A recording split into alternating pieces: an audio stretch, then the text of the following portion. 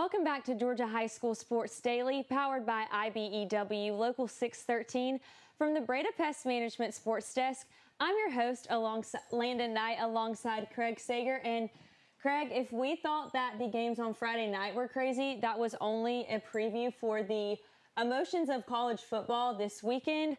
I know between the Georgia game, the Georgia Tech game, the Texas A&M game, college football quite literally had me on the edge of my couch all weekend. So how do you think Tennessee fans are feeling on this Monday morning? Yeah, that game was a lot longer than our game on Friday night.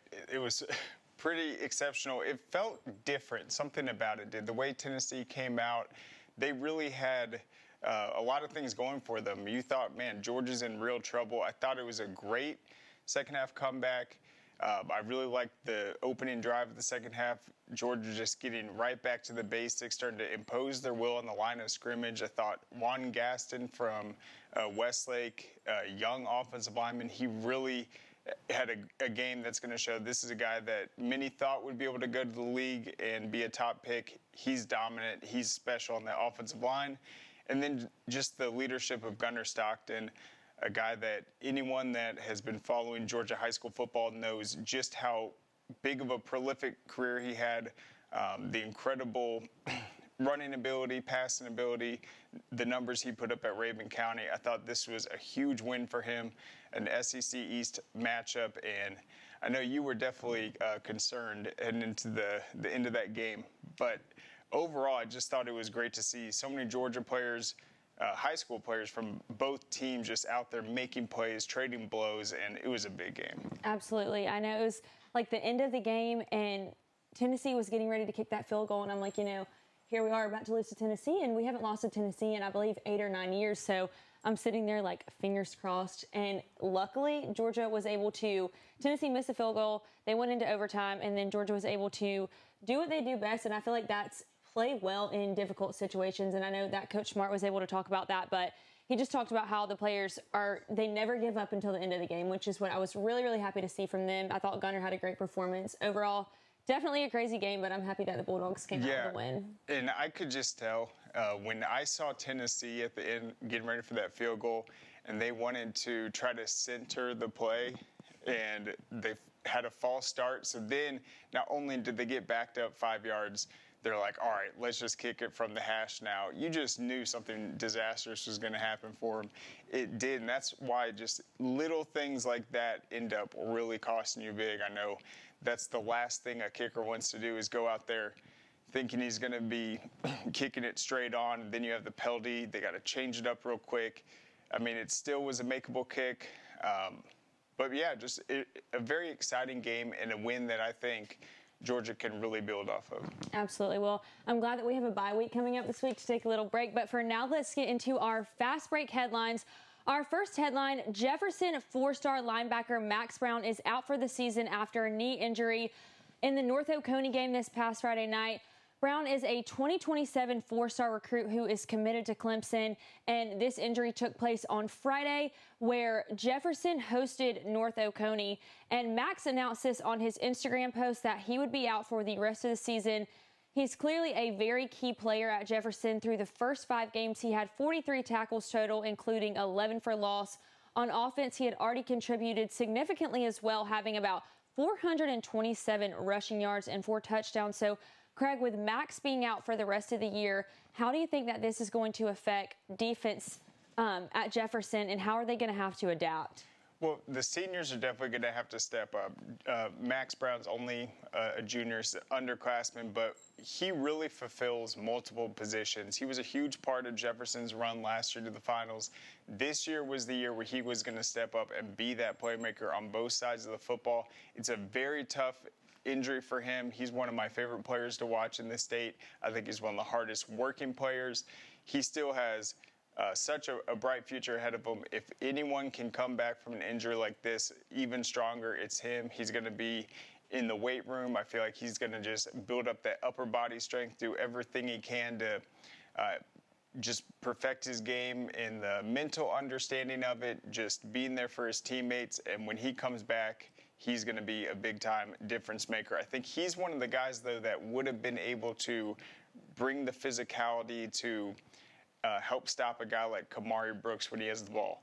Kamari Brooks is big enough where he's going to be a mismatch with anyone, but Max Brown's strength and speed, tackling ability, that was a big loss for them. But I think replacing him, he's almost a guy that plays 3 different positions, what he can do on special teams, offense, and defensively. So it's going to be a collective effort, but Jefferson has a ton of seniors that have been making these deep runs in the playoffs. They got to find answers, and they've got to rally behind him. He was kind of the heart and soul of this year's team. Moving on to headline 2, Buford improves to 4-0 after 34-26 victory over Douglas County. So they jumped out with a strong lead, but Douglas County almost made a comeback. Buford's offense, however, had some big plays, including a long 63-yard touchdown pass from quarterback Dayton Raiola to Braylon Williams. They also were able to run the ball well. Ty Green and Dylan McCoy each had rushing touchdowns, and McCoy actually had 2 rushing touchdowns. So with Buford jumping out with that 31-6 lead and Douglas County fighting back a little bit late, do you see that as a sign of concern for Buford's defense, or just a case of Buford taking their foot off the gas? Yeah, well, I'm just thoroughly impressed with Buford this entire season. Early on, they had the win over Milton. That was low scoring. They won that one. It was kind of a tug-of-war slugfest. They had the big second half against Benedictine, the big performance against Roswell. In this one, they finally got off to that really hot start. They knew Douglas County was going to be able to come back, but they maintained that distance, played the clock well, and capitalized on the mistakes. As for Douglas County, this is a team that has now lost 2 games. They lost to Hughes last week, a game that they got dominated early. They had to try to come back. Same sort of deal against Buford. They had to dig themselves out of a hole. But if you look at them, that's 2 losses where they were able to make adjustments within the game.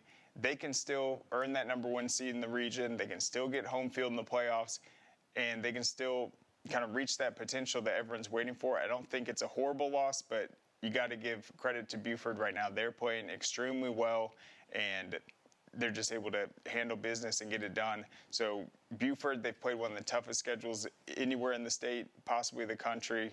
4-0 start for Coach Appling and the Wolves is very strong. Okay, moving on to headline 3. Will Rajecki records 7 touchdowns in Sequoia victory over Sprayberry. Rajecki had a stellar performance. He rushed for 253 yards on 27 carries, scoring 7 touchdowns in the Chiefs' 63-20 win over Sprayberry. Sequoia has now moved to 5-0, being 2-0 in region play. They dominated on both sides of the ball, finishing with 514 total yards. The Chiefs got on the board early and pulled ahead big in the first half. By halftime, it was already 35-13. They never really let Sprayberry get close enough in score to make it a close game. Rajecki has been building impressive momentum this season, already having over 900 rushing yards through just 5 games. This is his senior season, and he's committed to Memphis. So, Craig, Rajecki has clearly been unstoppable lately. How big of a statement win was this for Sequoia in their region? Yeah, I can't even compare it to a level of dominance we've seen. 63-20 win over Sprayberry. This is a game that was evenly matched. These teams have been on sort of the same trajectory, both cracking into that elite conversation in Class 5A. For Sequoia to go out there and being able to execute like this, Sprayberry knew what the game plan was going to be. We talked to both their coaching staffs. They knew this Sequoia offensive line is experienced. They play very well together. They've got tons of talent in that backfield. And offensively, they have just been unstoppable. The way they can just drive the ball down the field, it's not necessarily these big, explosive 70-yard plays. It's just them exerting their will, dominating, pushing the ball downfield, and 7 touchdowns against Sprayberry. This is not a game where he put up 7 scores on a team that they were favored to win by 4 touchdowns. This was a great Sprayberry team they did this to. I just think his understanding of the game plan, how well the offensive line is playing together. Sequoia is a very dangerous team in Class 5A. If people weren't considering them a major contender this year to potentially win the state title, they definitely will after this game. And Will Rajecki's been unbelievable. He was at the Falcons game in the season opener, I think, being honored for the previous week. He's had big performances against Cal, and then it's only getting better from here. I think the numbers he's going to put up this season, it's almost hard to even calculate where he might be come December. Moving on to headline 4, Milton hands Blessed Trinity their first loss of the season with a 21-10 victory. Milton and Blessed Trinity will now both go to a 3-1 record for the season. Milton overcame a 10-0 deficit in the first half, scoring 21 unanswered points. The Eagles were able to demonstrate some strong second half adjustments, capitalizing on special teams and defensive opportunities to secure the win. So, Craig, Milton's backup quarterback, Ben Halevi, stepped up with 2 touchdown passes. How big of a role do you think his performance played in turning the game around? It's absolutely massive. In this matchup, we talked about it last week, BT has the best defensive line in terms of stopping the run. The game was always going to depend on whether or not Milton can spark plays in the passing game. Ben's a guy that came in and recently joined this Milton team. He's new. And Coach Reeves and his staff have been kind of playing with this quarterback battle this season. They decided to play him, I think, late in the second quarter through the rest of the second half, and he stepped up brilliantly. You saw the big deep ball right there, and that's something that maybe BT didn't anticipate or game plan for, but certainly Milton has found an answer at quarterback, and he came up with some big throws, and it looks like he's going to be the starter from here on out. In our last headline, Carrollton remains undefeated with a 43-21 victory over Gainesville. So, Craig, with this big win, how much do you think that Cameron Wood and their offensive line were being difference makers in this game on Friday night? Yeah, they just had a little more consistency offensively than Gainesville did, being able to be balanced, run the football when they want to, and I think the reason Carrollton's able to have success in the run game is guys like Ryan Mosley. You see him right there, had some big plays. That touchdown right before the half. Carrollton has so many weapons out wide. You gotta scheme defensively to keep that in mind. And then you're starting to see the backfield for Carrollton. They've got a great offensive line, to the top prospects in the state anchoring it. And Carrollton's offense looks very comfortable in what they do. And they executed well against one of the premier defenses in the state. We will be right back after this short break with more Georgia High School Sports Daily. Don't go anywhere. Nobody wants to hear the word roaches, because who wants to admit they have roaches? I actually found some weird roaches. I didn't know what they were. I decided to choose Breda. I reached out to them. They check in routinely. They're explaining what they're doing. So there's a lot of clarity in the process as well. I think that just speaks to the level of safety that I feel with the organization. The facts are, roaches are everywhere in our environment. So what are you doing to keep them out of your home? Breda, Breda, no need to be afraid of bugs.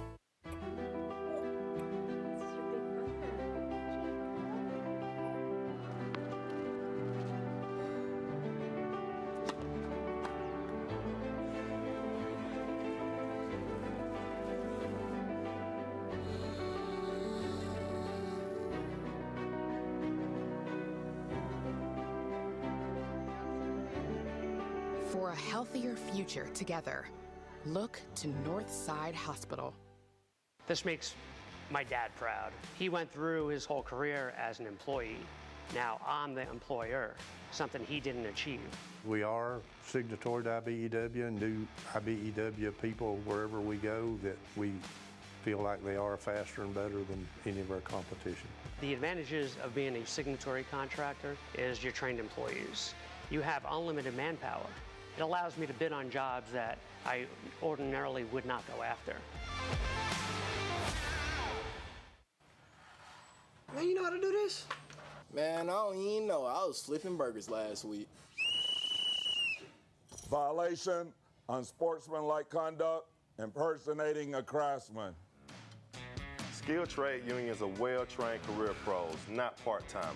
Construction is a rewarding and lucrative career with the advancement potential, but you have to do it the right way with the right training. Learn how you can be a pro. Find your career at GeorgiaConstructionCareers.com.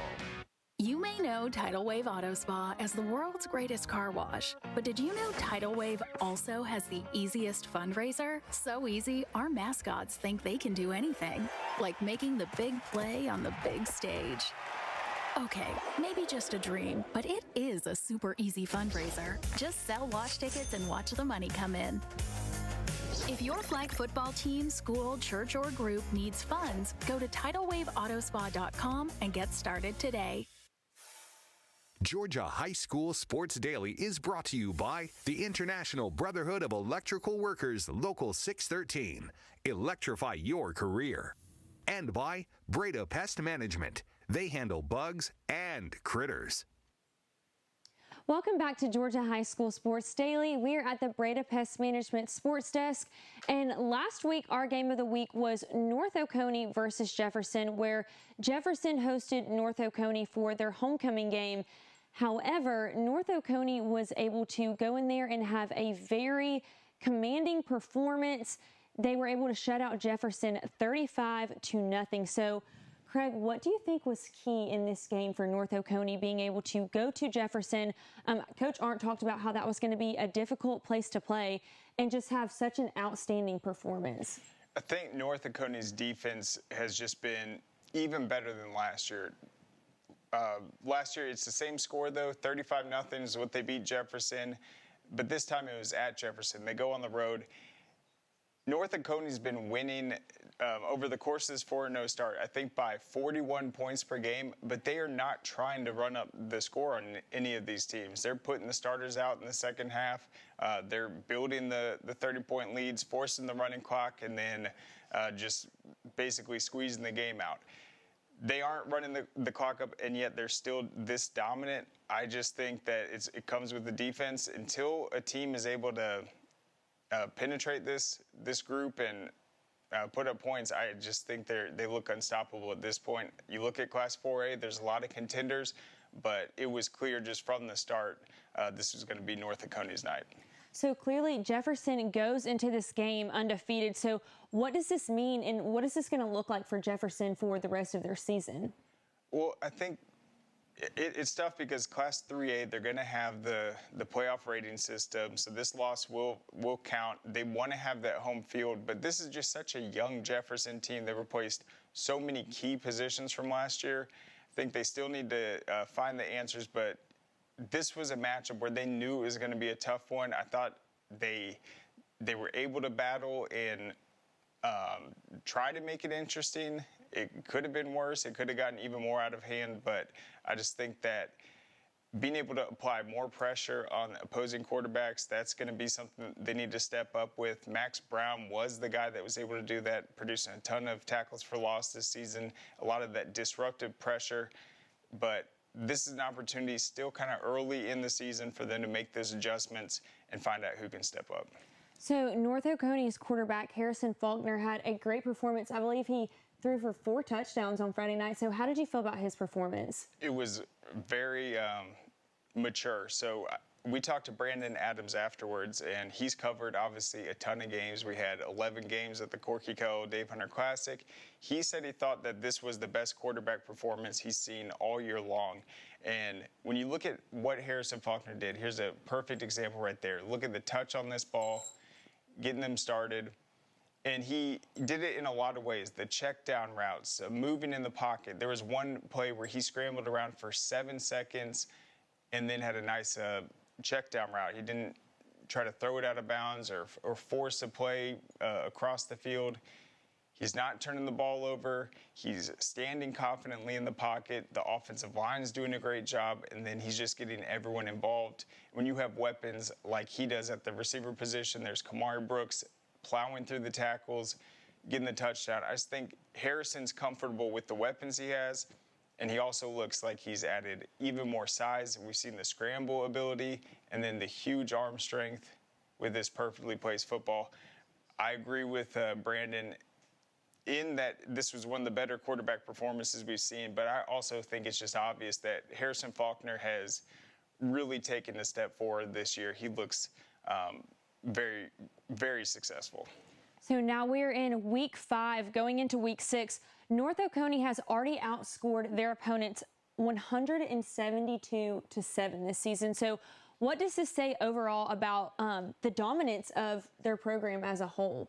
Yeah, it's unheard of how dominant the defense has been. You look at the 7 points they've given up. That was to backups in the second half. I forgot what game that was. So the top defense for North Oconee has not allowed a single touchdown. There's going to be some challenges for them coming up in the region. I think the East Side game is always going to be intriguing with the speed and ability of the Eagles, but I just think that when you have guys like Kamari Brooks, if you get your opponent into a 3rd and long, North Oconee is so well coached on the defensive line. They aren't going to be overly aggressive, but they're still going to apply that pressure. They're really solid in the secondary. I think that's a very underrated part of North Oconee's success these last few years. You don't really think of them as having a top-tier secondary, but these are guys that are extremely well coached, can tackle very well. They're physical. They have size in the secondary, so it's very tough to try to find that deep ball. And Jefferson is a team that is more run-oriented, so I think in order to have success against North Oconee, you're going to have a potent passing attack. I think a team like Creekside with Caden Benson, what he's able to do as a dual-threat quarterback, that might be a tougher matchup. But if you're going to go up there against North Oconee and try to beat them just running the football, you better have a really physical offensive line, a physical big running back, because they're just too sound. They play too well together.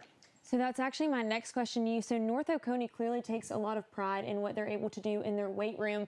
So how did you see their physicality come to life on the field Friday night and overall be used to their advantage? Yeah, it's a physicality that translates to just confidence. And so when you see them out there, they know that when it's a 3rd and 8, for instance, they're going to be able to protect their quarterback and give him an opportunity, give him enough time to find these targets. When it's a short yard situation, they know that physically their experience up on that line of scrimmage, returned 4 offensive line starters, they know they can get that push up front. So I think the physicality is translated into just the confidence they have in the system, and that's why they are able to open up this playbook and just really stay on the field for a long time, wear out the defenses, and get better as the game progresses. They still haven't played a 4-quarter game, but I don't think that's necessarily a weakness where if they get in that situation, they won't be able to execute well, but they have just been able to shut opponents out and put the game away early on. So we've talked a little bit about how Jefferson's offense struggled, especially in the red zone. So what adjustments do you need to see them make, especially going into next week? Yeah, I mean, there's still questions at the quarterback position. I just think that they need to maybe look to create some mismatches offensively. I think when Max Brown's running the football, he's able to do that with his physicality and toughness. So maybe take some of the guys from the linebacker group, put them in at fullback, some guys in the secondary, get them out in receiver. You just got to find your playmakers and be able to get the ball in their hands, be creative offensively, but also stick to that Jefferson identity. They have a ton of big games that they are going to be able to win, but when you look at their region with the Cherokee Bluffs, all these other teams in Class 3A, the region games, Oconee County, that's where it's going to be Jefferson football. They just got to get back to the basics. Well, we will be right back after this short break to get an update on football rankings. Don't go anywhere. Welcome back to Georgia High School Sports Daily. We are at the Breda Pest Management Sports Desk. Now let's get an update on some of our football rankings going into Week 6. So let's start off with Class 6A. So North Cobb is back in the top 10. They replaced Camden County. They had a big win over Walton this past Friday night. So, Craig, what impressed you most about North Cobb's performance on Friday night? A few things. So, one, they won the turnover margin. I think that's something that's plagued this North Cobb team, held them back the last few weeks, the last few seasons. Just if North Cobb doesn't hurt themselves, they have enough talent to be a top 10 team. So I think this was a big answer for them. Teddy Gerard played very well. This is a team that I feel like can still get better. And that win over Walton was huge because it definitely gives them a great opportunity to get home field in the playoffs and I punished them for their loss to Cass, but then a big win over Walton, who played Roswell very tough, just had their big win over Norcross. Felt that that was a big win for the Warriors. They're back in it. Some other big results, you saw Hillgrove, their second week in the poll at number 9. They beat Osborne 69-0. Valdosta had another big win over South Gwinnett 41-3. Lowndes had a big win over Kell. North Gwinnett, very impressive over Brookwood, 37-14. And then with the Douglas County loss, it was to number 2 Buford, so I did not punish them too much for that. But this is a team I want to see play much better. Okay, moving into the Class 5A rankings. So Thomas County Central is coming off of another shutout win. What are you most impressed about from their defense? And then same thing for Hughes. They also shut out Banneker 42-0. How impressed have you been with their defense? I mean, when you look at these top 2 teams, they've taken care of business every week. They've beaten everyone they've played. It hasn't really been in question any week. I think that they're both really impressive. Those are the 2 favorites. Other teams you look at in here, Gainesville and Lee County, 2 teams in the top 4 dropped this week after losses. It's not necessarily that they lost. Gainesville played Carrollton, one of the top teams in the state. They didn't play a particularly good game for at points in there. I'd like to see more of them playing a complete game to have them back in that top 5 category. And then Lee County let Colquitt County jump out to a big lead, a team that kept the ball on the ground most of the game. I need to see them kind of be able to control games more for them to really be viewed as a state title contender. Then there's one new team in the rankings. Northgate beat Noonan, a team that was scoring 21 points, or a team that was scoring more than 50 points a game, and held them to I believe 21 points. Really impressive outing, and them being undefeated, they deserve to be in these rankings. Okay, let's go to Class 4A. So Cass is now in at number 10 over Kell. Kell lost back-to-back. Friday night they had a big loss to Lowndes. What made you go with Cass in the top 10? Yeah, for me, I rewarded North Cobb for their big win over Walton, and then when you look back, you see Cass had that win over North Cobb, a team that just dominated, probably secured themselves a region championship in 6A. Felt like Cass is the team that has that potential with Brody McWhorter at quarterback to be a top 10 team, but obviously still a ton of teams in Class 4A that can make things interesting, but wanted to reward them just based off what North Cobb was also able to do this last week. And then what made you move Blessed Trinity? So they were at 3, now they're at 4. This is because of their loss to Milton. What made you put them at 4? Yeah, I just moved them down 1 spot. I feel like they're still sorting things out a little bit offensively at the quarterback position, and then Cartersville has just been so solid. I have a lot of confidence in them, so I rewarded them. Just put BT down 1 spot, but BT has a huge matchup coming up this week to redeem themselves against Hebron Christian. Still really like them, but I wanted to give Cartersville the bump up.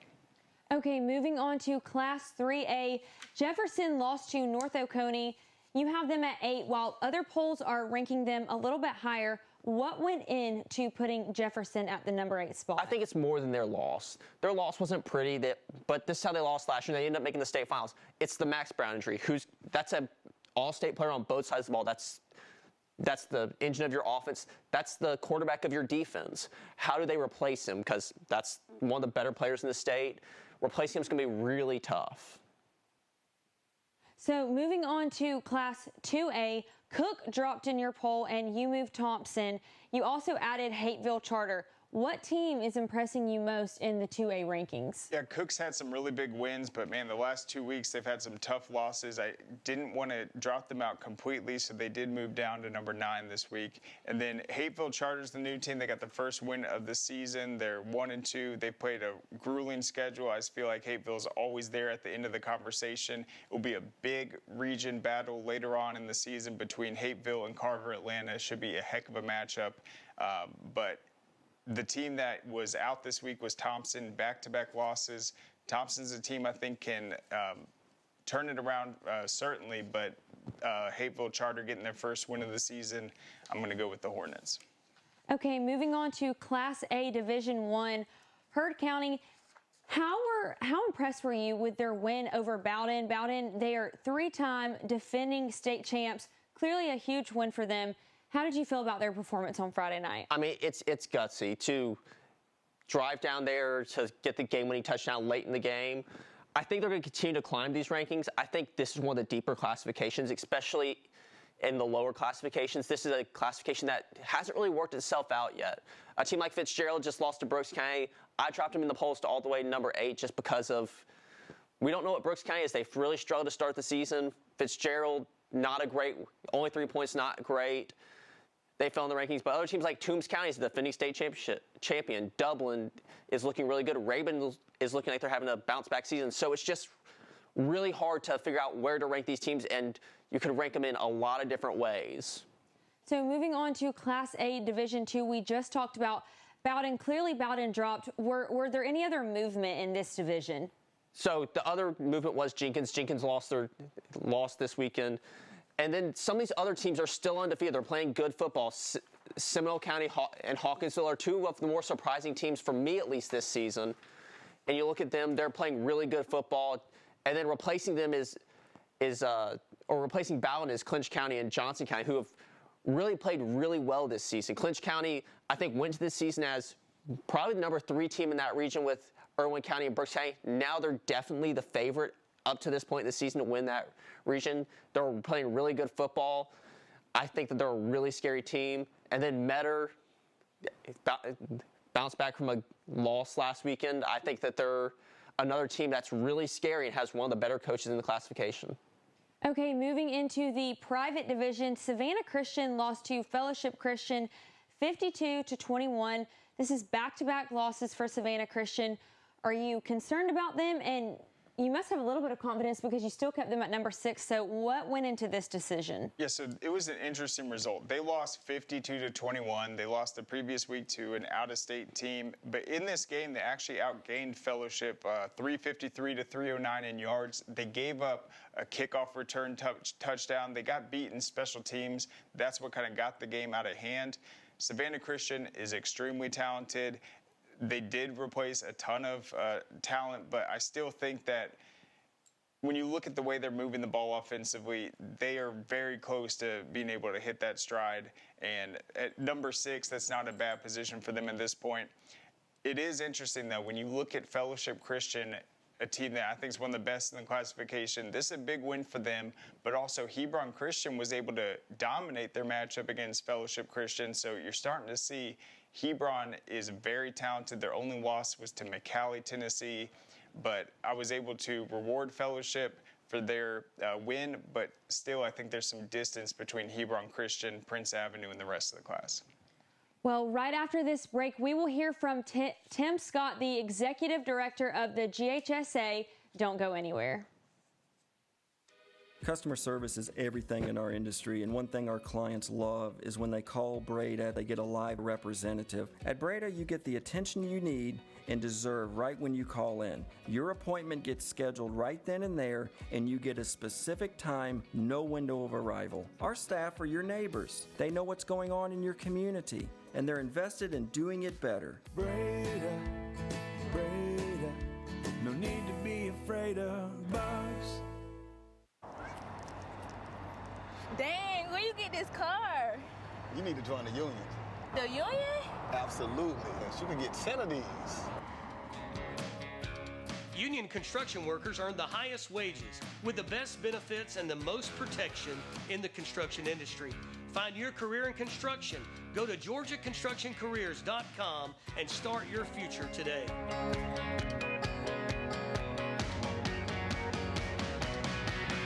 A journeyman with Local 85, when you turn out, you can be hitting 6 figures. Hey, I have your back, you have my back. We're gonna do this together. We're one for all for one.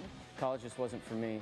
Let's look into actual career jobs that wouldn't take college, where I wouldn't, lose money and all that. Instead of losing a lot more money at the end, why not make money and make more money at the end?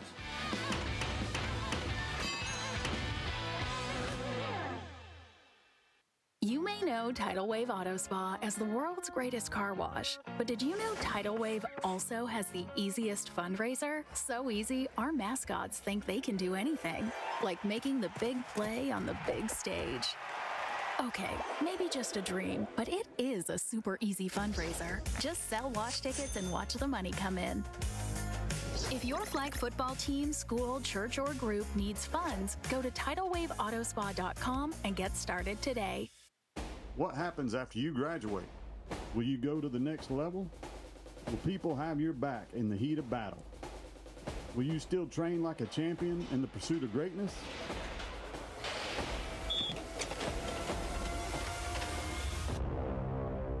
You will when you become an IBEW electrical worker.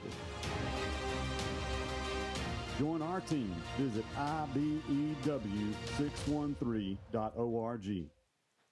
Welcome back to Georgia High School Sports Daily. We are at the Breda Pest Management Sports Desk, and now we will hear from Tim Scott, Executive Director of the GHSA. Tim, thank you so much for joining us today. Hey, thank you for having me.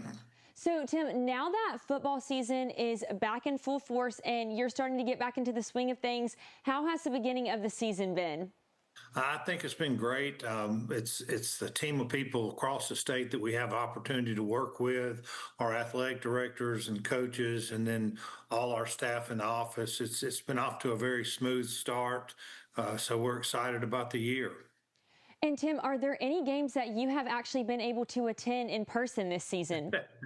Yeah, I've seen a few. This past weekend, I was at River Ridge and Pope. I was at the game of East Coweta and Noonan, and oh, wow, what a game that was, with Noonan coming back to win that one in the second half. And so I try to get out to some each weekend and watch them. Of course, I was at Corky Kell at Mercedes-Benz earlier this year as well.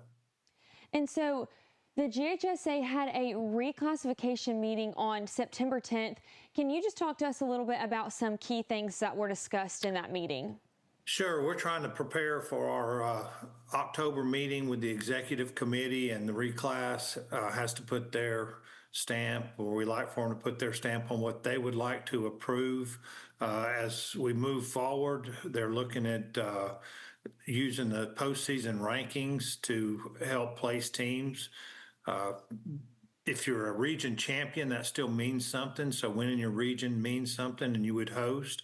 But after that, we would use the postseason rankings to put all that together. There's still some things that are going to be discussed, and the reclassification committee will meet on Sunday before the executive meeting on Monday, I believe that's October 5th and 6th. I don't have a calendar in front of me with those two dates. So looking forward to that. Of course, it'll be a 2-year cycle like it is now. And most of the classification stuff will be as we are doing this past 2 years. And then, Tim, once the reclassification is set with the enrollment numbers and placement, when do you guys divide it up into regions? Well, we got to get those numbers to in order to be able to do that. And so we usually get those around the 1st of November, end of October, 1st of November from the Department of Education is normally when those have been released. And then I know the competitive model was something that you guys were talking about. A lot of support was behind it. But in this new reclassification, if teams want to appeal their placement, what are you going to be able to allow just in terms of their arguments? Is it going to be sending in like their record? Is it past performance, or how will they be able to challenge that? Well, that's actually one of the conversations we had on the 10th is when we look at appeals, and of course schools can appeal for whatever reason they choose to appeal, but trying to put together some type of rubric to look at to make sure that we can stay consistent. When you sit and have appeals all day, people get tired. You've heard, numerous schools. We want to make sure we're consistent with the decisions that we make. So we're looking at some ways to do that and see what we can come up with. And so that is something that we're currently working on. But that was a big part of the discussion on the 10th is, hey, we're going to hear appeals. And, should a school want to move down a classification or move up a classification, what are we going to look at and how are we going to make those decisions? And then this summer, right before the school year started, there was the big news with the transfer rules and providing the proof of address, limiting how many times a player can move. How has that just maybe added more work for the GHSA? And then what's that going to look like heading into basketball season with some of these sports? Well, I don't think it's been much more work for us as an office. I do believe our athletic directors, it takes a little bit to get all that stuff together and look at it and upload it so that it's in the portal and we can look at it. So I know it's been a little extra work there. I've heard a lot of great comments about it. And of course, it's not that a student can't have more than one or two moves. We're making sure that they're not for athletic purposes. And there's plenty of reasons that you may have to move. Your family moves, your job changes, have to move, take care of, a sick relative or, something like that. But you just have to show proof of that. And we're asking that they do that. And so far it's worked out pretty well. It's been smooth, and we're working through it. But that's have to take my hat off to the athletic directors and those out there uploading the eligibility information and trying to just work through them. It's had, bumps in the road, and, like anything new would, but it's been relatively smooth, and I think the process is going well. And then the playoff rating system has been a successful rollout last season, this season also. Are there any conversations about adding new qualifiers for that? If it's like a higher classification team that they're playing, lower classification, or any different inputs to determining that? Well, you have your opponent's winning percentage and your winning percentage and, the different parts of what we currently have. But other than that, we've really not made any changes in the postseason ranking formula. It is tough when they play schools that are non-member schools or schools that are outside of the state of Georgia, because then it's very tough. We don't have a way to keep up with the opponent's winning percentage and that kind of stuff in those cases. So it's a little different there, but I think the coaches have been excited with it. That is one of the reasons going into the new reclass that they're wanting to use the postseason ranking formula to be able to rank all our teams for the top 32 in the playoff brackets. And Tim, there's going to be a GHSA Day with the Falcons on November 16th. Can you just talk to us a little bit about this event? Well, listen, I think that's a wonderful event. We have such a great relationship with the Atlanta Falcons and their organization. They've been really, really good to us as we work into Mercedes-Benz and the support that they've given us for flag football. And this is just another example of how they support our organization, and we're very thankful for that. And so that will be against the Carolina Panthers. More information is available at the GHSA.net. What is this a new kind of event that you guys have planned for, and what is this going to just showcase, being able to bring all these teams together out there at Mercedes-Benz? I just think it highlights the relationship that we have with the Falcons and what high school sports means to the Falcons and our high school football, flag football, and what that means to them and how they're helping us highlight that and show that. And I'm very thankful for those opportunities. Again, a class act organization, and we're thankful for them and being teammates with them. And then, Tim, so looking ahead, what are your priorities for growing GHSA programs and making high school sports even more impactful in Georgia?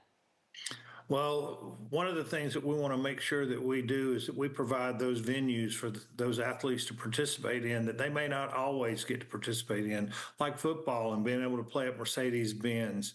There's a chance that very few, if any, of those young people that play will have that opportunity to play in that kind of facility. So doing that and providing the best coaches and the training for the coaches and that kind of stuff is extremely important. And we want to continue to thrive in that effort. Some other things that we're working on is we want to make sure that we also give back, and we're working on a foundation that scholarships could be given out in the future and some things like that for the organization. We're very fortunate where we live and the support that we have, and we want to make sure that we continue to give to our students. Well, again, that was Tim Scott, Executive Director of the GHSA. Tim, thank you so much for joining us today. Hey, thank you guys for having me. I appreciate it. We will be right back after the break to get some updates with scores around the states from this past Friday night. Don't go anywhere. Welcome back to Georgia High School Sports Daily, powered by IBEW Local 613. We are at the Breda Pest Management Sports Desk, and now we are going to look at some of the scores around the state of Georgia from this past Friday night and just kind of get an update on how things were looking on Friday.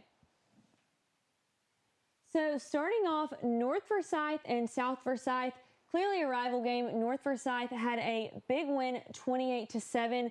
Lumpkin County and GAC, a very, very close game. GAC was able to come out with the win and I believe get in the top 10 rankings. They won 37-35. North Gwinnett and Brookwood.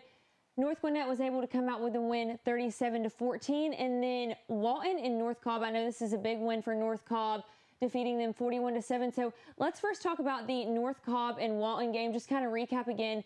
How did you feel about what you saw from them? And I believe they made it in the top 10 rankings as well this week. Yeah, the defense looked very comfortable. They were all over Walton in this game. They forced, I think, 3 interceptions. They capitalized on those.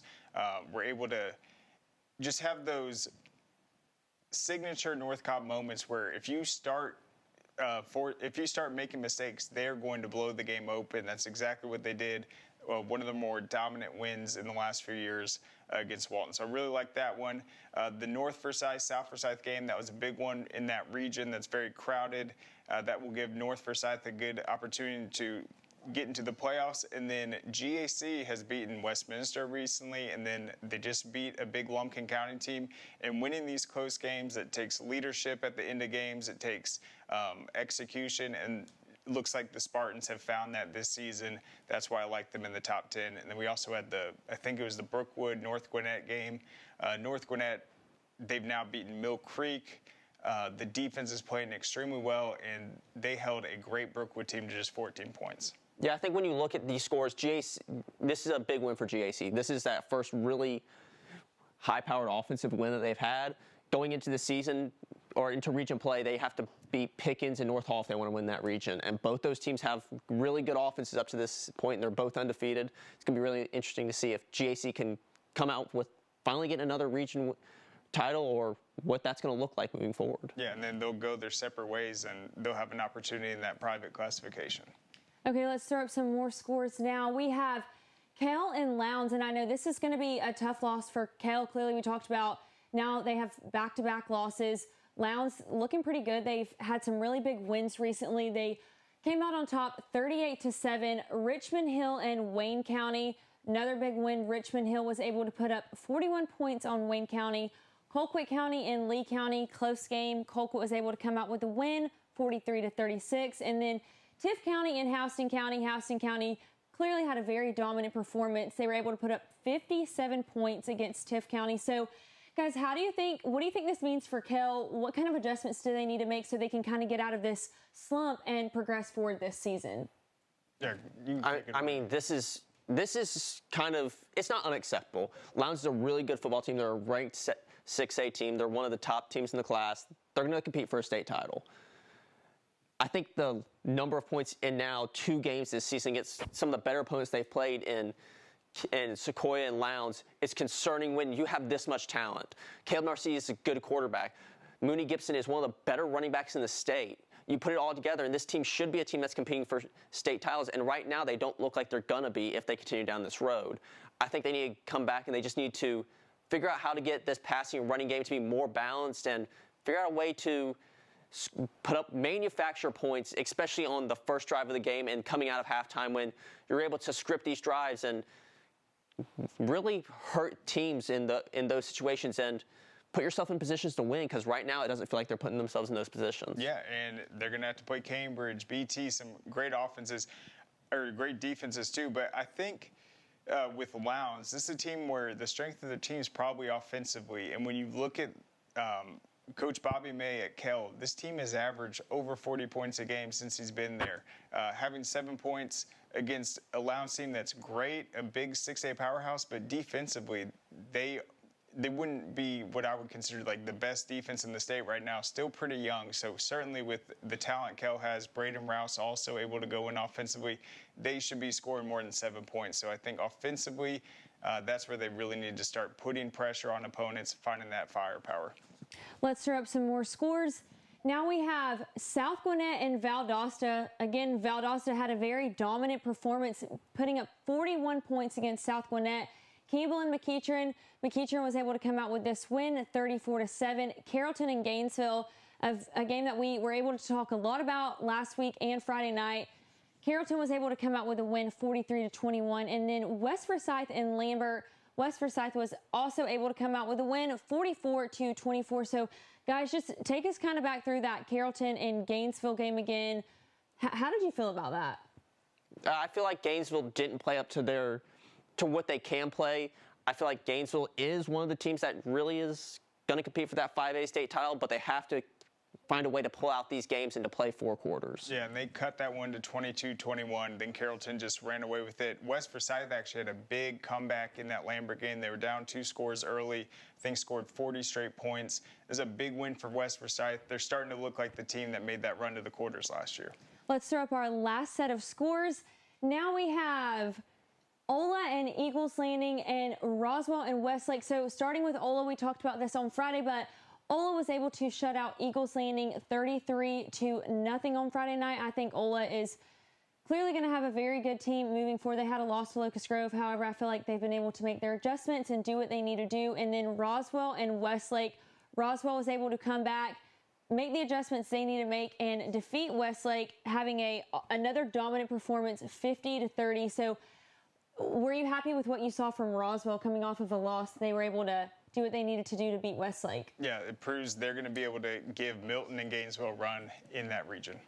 So our upcoming game of the week is Blessed Trinity versus Hebron. Both of these teams have a loss. However, I feel like they are both great programs. I think that this is going to be a really exciting game to look forward to. On this Friday, Blessed Trinity will be hosting Hebron, so make sure to tune in Friday for that game. We will be right back here tomorrow with more Georgia High School Sports Daily. See you then.